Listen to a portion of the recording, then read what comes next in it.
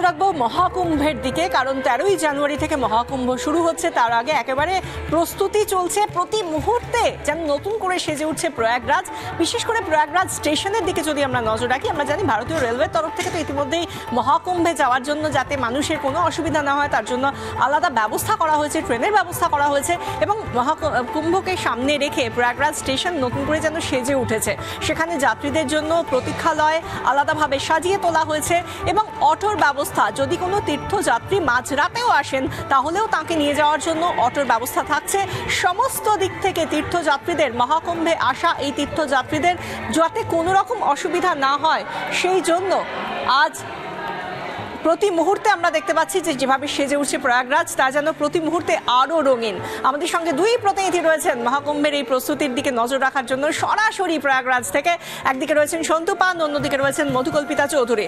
সন্তু, প্রথমেই তোমার কাছে আসবো, কেমন লাগছে 12 বছর অন্তর যে মহাকুম্ভের আয়োজন করা হয়, সেখানে প্রধানমন্ত্রী নিজে বলেছেন যেন সামিল হন প্রত্যেকে, এই জায়গা থেকে মহাকুম্ভের জন্য প্রস্তুতি কতটা দেখতে পাচ্ছ?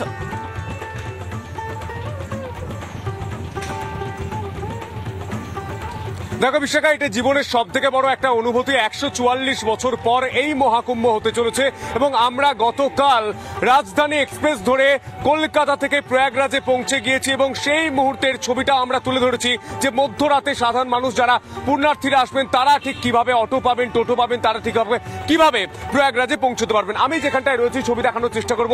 ইউপি পুলিশ তুমি দেখতে পাচ্ছ, তারা কিন্তু সতর্ক রয়েছেন, প্রতিটা গাড়ির উপর নজরদারি চালানো হচ্ছে এবং সিসিটিভি ক্যামেরার মাধ্যমে কিন্তু নজরদারি চলছে। তুমি প্রতিটা মোড়ে তুমি দেখতে পাচ্ছ যে প্রতিটা জায়গায় কিন্তু পুলিশ দাঁড়িয়ে রয়েছে এবং তোমায় বলি এই মুহূর্তে টেম্পারেচার বলছে প্রয়াগরাজের 16 ডিগ্রি, অর্থাৎ 10টা 16তে 16 ডিগ্রি টেম্পারেচার প্রয়াগরাজে। এবং এই মুহূর্তে যে ছবিটা তুমি দেখতে পাচ্ছ, সাজো সাজো রব, প্রতিটা রাস্তা কিন্তু ঝাঁ চকচকে রাস্তা এবং আমরা দেখতে পাচ্ছি কার্যত রাজধানীর মতো। আমরা দিল্লিতে গিয়ে যে ছবিটা দেখতে পাই বিভিন্ন সময় খবর করতে গিয়ে, সেই সুরক্ষা বলয় কিন্তু কার্যত রাজধানীর মতো তৈরি করা হয়েছে।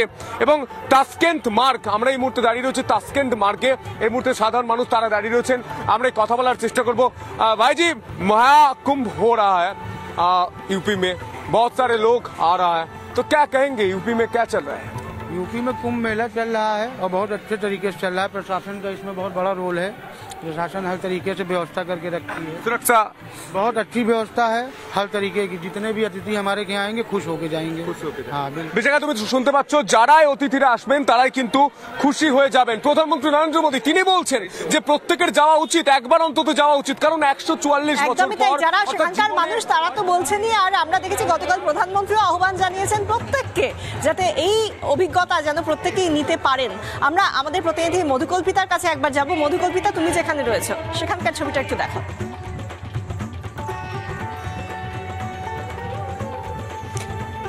দেখো বিশাখা, এই মুহূর্তে প্রয়াগরাজকে পুরো একেবারে রানীর মতো সাজানো হয়েছে। আর হবে নাই বা কেন, 144 বছর পর এই মহেন্দ্রক্ষণ আসতে চলেছে। একবার দেখানোর চেষ্টা করছি যে রাস্তাটা, সেই রাস্তাটা প্রয়াগরাজে আমরা ভিডিও জার্নালিস্ট রয়েছেন অমিত আমার সঙ্গে। অমিত একবার দেখানোর চেষ্টা করবে। এই রাস্তা ধরে তোমার যেদিকেই নজর যাবে, যেদিকেই চোখ যাবে, তুমি দেখতে পাবে পুরো রাস্তাটাকে কিন্তু সুন্দর করে সাজানো হয়েছে, আলোর মালায় সাজানো হয়েছে। যে আলোর মালাটা এই মুহূর্তে আমরা দেখাতে পারবো না, কেননা দিনের আলোতে সেটা বোঝানো সম্ভব নয়।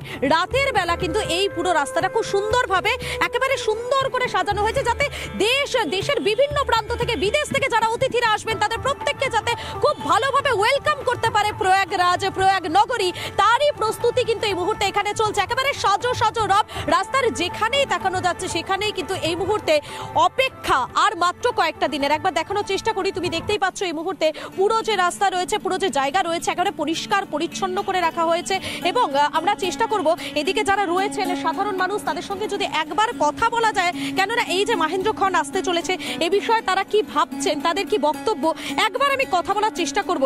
কেননা এই মুহূর্তে তো প্রয়াগরাজের দিকে প্রত্যেকেরই নজর রয়েছে।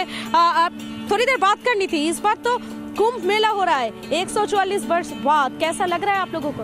ये बहुत बहुत पहले तो मैं धन्यवाद देना चाहूँगा कि केंद्र सरकार योगी जी, मोदी जी को कि लगभग 12 साल के बाद यहाँ कुंभ लगा और इतनी बढ़िया व्यवस्था है इलाहाबाद में, प्रयागराज में, कि इतनी अब तक जो है कि कभी नहीं हुआ था ऐसा। अच्छा। और व्यवस्था को देखा जाए तो प्रशासन, मीडिया के लोग का भी यहाँ एक्टिव है और बहुत सारी इतनी व्यवस्थाएं कि जो कि कभी ऐसा हुआ नहीं है। तो मैं बहुत बहुत धन्यवाद देना चाहूँगा योगी जी को, मोदी जी को कि यहाँ व्यवस्था बढ़िया किए हैं कुंभ में सभी लोग आए बढ़िया से और আমরা দেখতে পাচ্ছি সেই ছবিটা যেখানে রানীর মতো করে সাজানোর চেষ্টা করা হচ্ছে প্রয়াগরাজকে, আর অন্যদিকে এই 7 সকালে যখন 10:20 বাজে সেই সময় আমরা দেখতে পাচ্ছি মধুকল্পিতা এবং সন্তু যে রাস্তায় কোনো রকম ভাবে যাতে ট্রাফিক যানজট না হয় সেই জন্য কোনো রকম খামতি রাখছে না উত্তরপ্রদেশ সরকার।